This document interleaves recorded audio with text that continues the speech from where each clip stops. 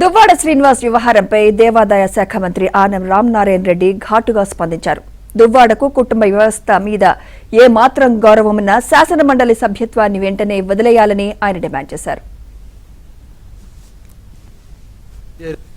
నన్ను దగ్గర తీశారని చెప్పినామి car accident చేసింది.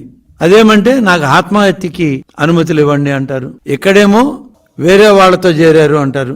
కాబట్టి నేనేం అడుగుతున్నానంటే, వీళ్ళు ఇటువంటి వ్యక్తులు శాసనమండలి సభ్యులుగా పెద్దల సభలో ఉండడానికి అనర్హులు. ఇప్పటికైనా మించిపోయింది లేదు.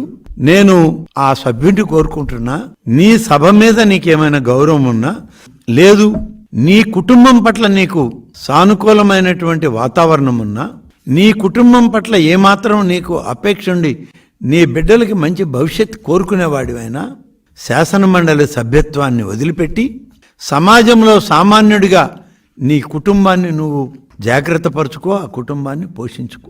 జగన్ రెడ్డి తన సభ్యుడి చేత రాజీనామా చేయించి గౌరవంగా అతన్ని ఇంటికి పంపితే ఆ పార్టీకి